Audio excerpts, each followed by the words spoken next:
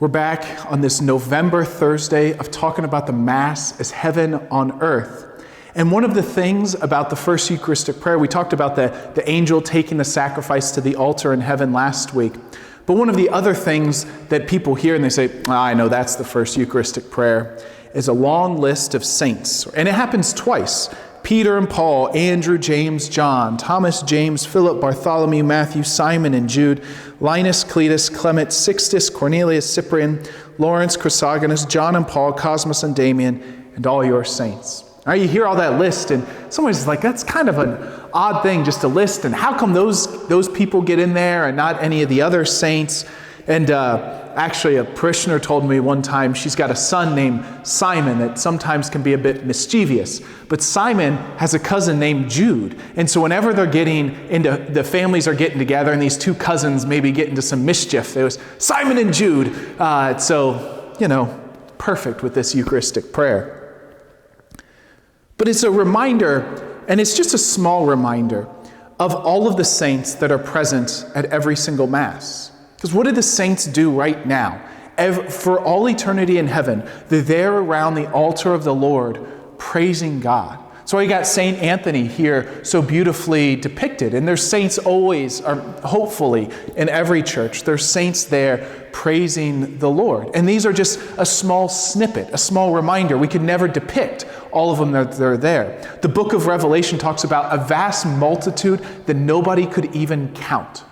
So there's this vast multitude praising the Lord, and we join our prayers with the prayers of this vast multitude. So it's this little list of saints, and I say little, it doesn't feel like little sometimes when you're there at Mass, but compared to thousands, hundreds of thousands of saints, it is really just a little list that's there.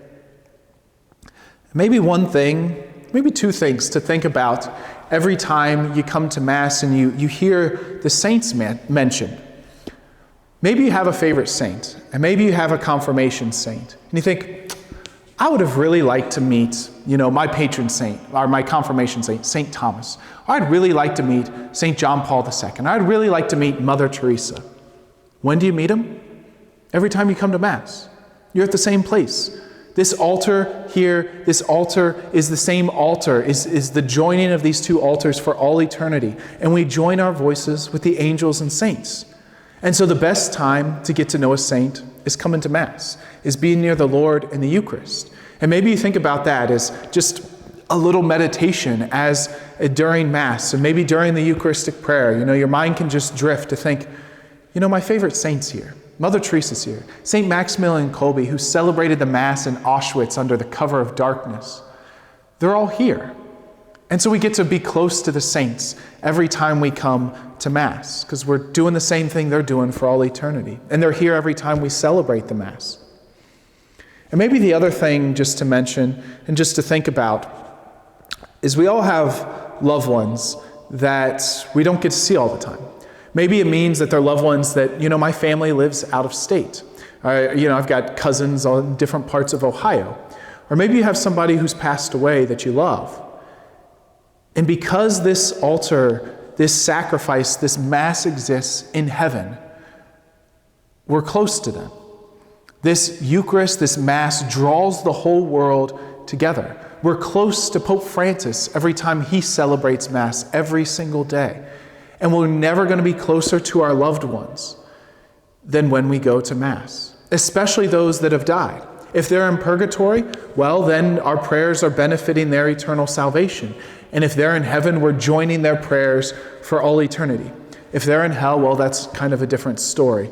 But we're never closer to our loved ones than we are at Mass. Right? Even a husband and wife that comes to Mass together, those same words, take this all of you, this is my body given up for you. That's basically what a husband and wife tell each other. This is my life given up for you. So the Mass draws us all together, even when distance is an issue. And so that's one of the beautiful things about Mass. It draws us, unites us, because it exists in heaven. It's not just this celebration that happens in the church, but the prayers and the sacrifice and the praise are drawn up into heaven, and then we're near everybody that's at Mass, that's praising God throughout the entire world, whether they're in heaven, whether they're in Rome, whether they're in South America, or whether they're just in the next parish over. It's this Mass that draws us up into heaven and unites us with the entire praying church. So next week, it's going to be released on Thursday, big Thanksgiving. Hopefully everybody has a great Thanksgiving, and we look forward to continuing this journey throughout the year of the Eucharist. Take care.